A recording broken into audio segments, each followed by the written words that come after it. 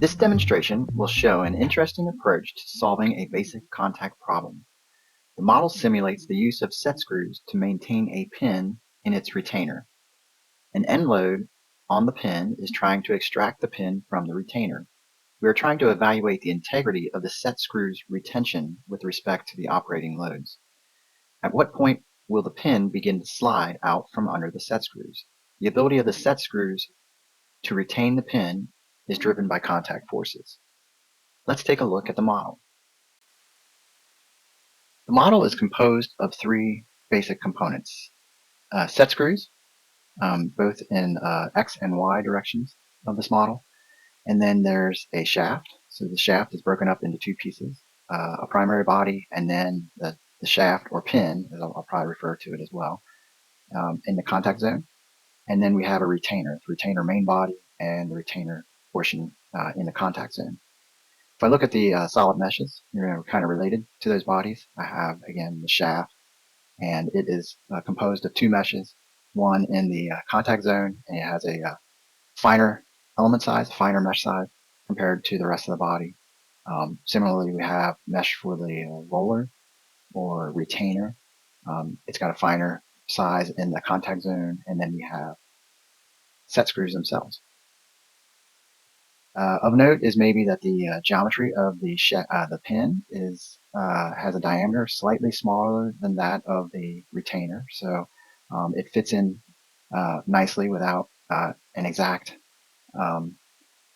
size of the hole that it's retained in, and the surfaces of the set screws match exactly that of the pin. So this was a geometry simplification of those set screws. Next, we're going to take a look at the end of the pin, and we have a spring element and a constraint on the free end.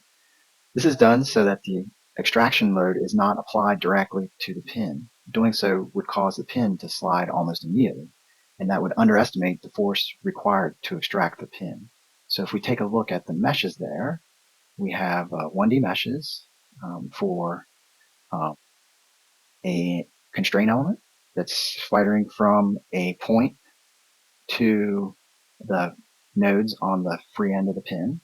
And then we also have a C-bush element. So this is shown there. It's going between 2 points, and it has a primary stiffness defined in the axial direction. So if I do an information on this, you can see the stiffnesses related to the X, Y, and Z directions in the global coordinate system. It has a stiffness in the Z direction consistent with the stiffness of the pin, and then it has a very small stiffness in the X and Y directions, which really aren't of any interest in our analysis.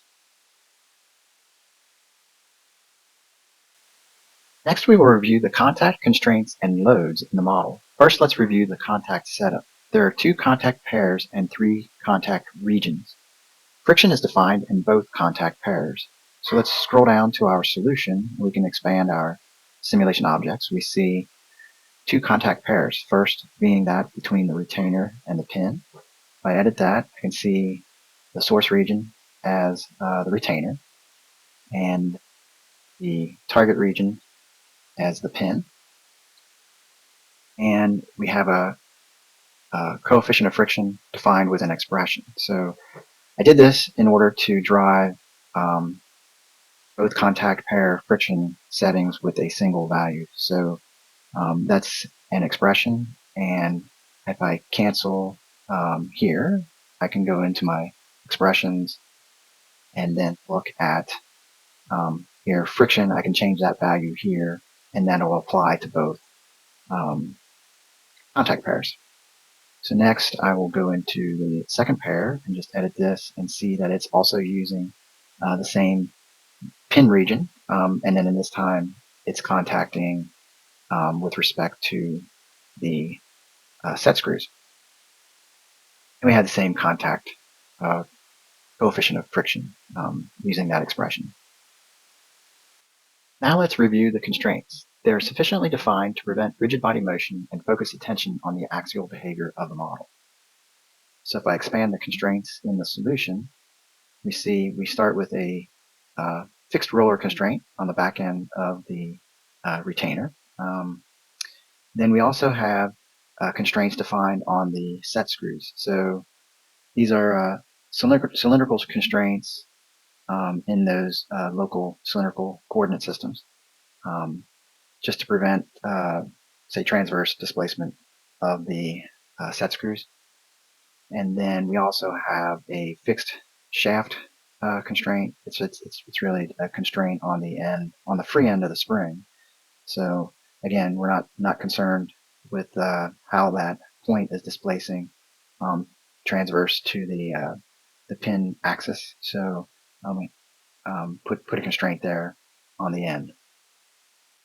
First load in the model is that of the axial loads applied to the set screws. These loads initiate contact and are held fixed through the duration of the solution. They generate the friction forces that keep the pin in the retainer. So I'll turn on the display of those two set screw forces, and I'll edit one of them. You can see it's applied to the top surface of that set screw, and its direction is parallel to the axis of that set screw, and it's using an expression for its magnitude. So if I look at that expression, I've got it set to a certain value, and that means that this force is it's not varying with time, but when we apply it in the first step, we're going to, by default, ramp it from a value of 0 up to its constant value, and then it becomes held fixed in subsequent steps of the solution. The second one is defined in the same manner, using that same expression, and then the direction is just applicable to its set screw axis. The second load in the model is an enforced displacement in the axial direction of the pin. It uses a linear ramp over time, and Simcenter Nastran can treat enforced displacements as constraints or loads. However, it also supports enforced velocities and accelerations only as loads. And this is where the UI in Simcenter 3D can be a bit confusing. But first, let's take a look at how the load is defined in this model. So in my loads container, I have an enforced axial displacement. Let's see if I turn that on. It's showing a force applied to the free end of the spring. And if I modify or edit this one, it's saying I'm an enforced motion load and I'm applied to DOF3. So this is the Z translation in that global coordinate system. Now the transient excitation set is where we have an enforced, a transient field defined. So the excitation and the control of that enforced motion over time is specified in this field. And we can see from the table, it's held at a value of 0 for the first second. This is when our set screw loads are being applied. And then after time 1 onwards, we're just linearly ramping that enforced displacement. And now the confusing part is that we have an enforced displacement constraint and also an enforced motion load. So again, this difference here is that we can have accelerations or velocities defined as a load. We can only have enforced displacement constraints in the constraints specification. My loads are all at the global level, meaning that they are all active during all steps of the solution. But I define the solution with 2 basic steps to control time stepping and post-processing. The first step relates to the axial loads on the set screws, and this has an end time of 1 second, and it is completed in 2 iterations. So we can take a look at our steps. If we look at our subcases, we have screw force and shaft extraction. That first step has an end time of 1 second, and it's applying the load in 2 increments. So in the first step, it'll have the set screw loads. They'll have half their magnitude, and then in the second step, they'll have their full magnitude And then from that point onwards, those magnitudes will be constant. And then we have shaft extraction as a second step. And this step has an end time of 1.2 seconds, and it has many more increments.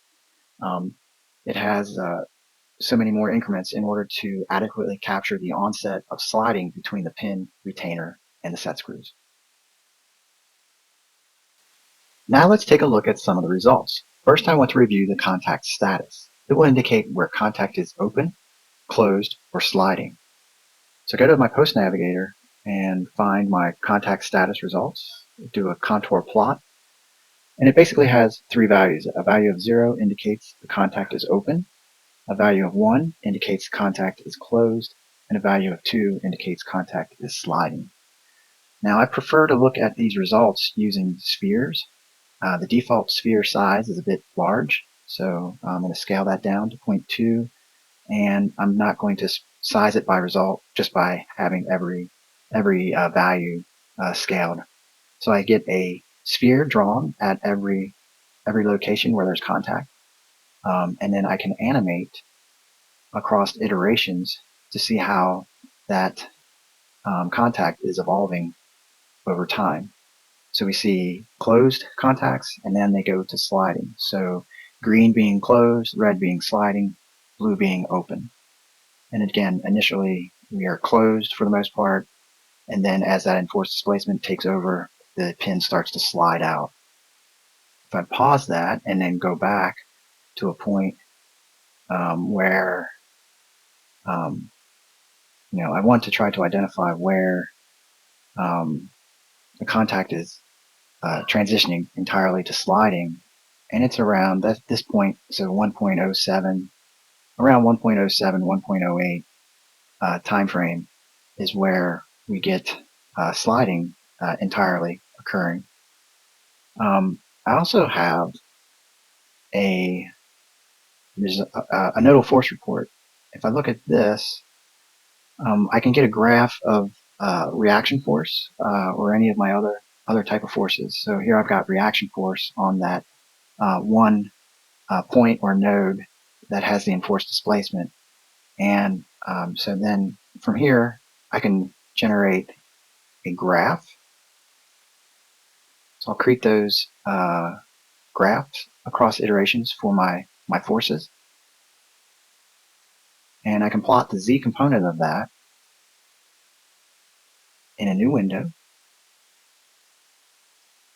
And we see the evolution of the reaction force. So from 0 to 1 second, there's no reaction force, because that's when we have our magnitude set to 0, and then we start linearly ramping up our enforced displacement. And if I look at this, we see many time steps along that ramp, but eventually it peaks out and remains essentially constant from one point on this curve onwards. And this is where we are sliding completely out of the retainer. So contact has been overcome at this point. So we can say for this condition at V8 newtons, we are sliding entirely out of that retainer. As a final step, I want to look at results from 3 solutions. And the aspect of the model that changes between these solutions is the scale of the set screwed loads.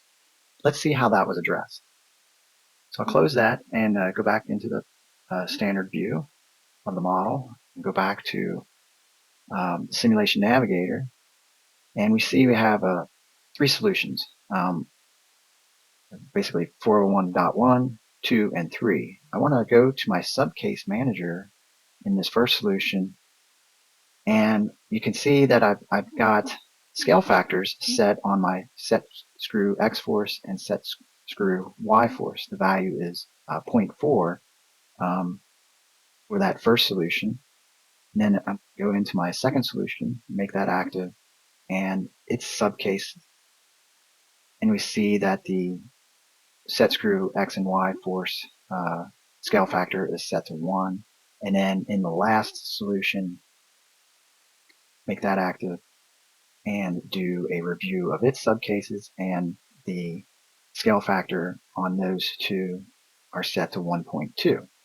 So now we'll go ahead and generate our graphs from our nodal force reports for both of those solutions. Let's see, I think I have to make that active, and then create graph across iterations, and for forces, say OK. Same thing for the third solution. Create graph across iteration, force, and OK. And I'm going to generate a graph for all three of those Z reaction force. So I think I need to just say generate a plot, and then I'll do an overlay of the subsequent solutions. So I can say, for example, scroll this over and do an overlay on that window, and do another overlay of the third result set. And you can see here from the first to the last, I'm increasing that set screw force. So the friction load is increasing as we go from the first solution to the second and to the third. And then we can see from our probe of this content that, at the first one, we're sliding at a value of, say, 48 newtons. At the second one, we're sliding around a value of 120. And then in the third solution, we're sliding at a value of 145. So yeah, the contact and the friction and the application of the set screw loads are all working in combination to give us different answers under these different conditions.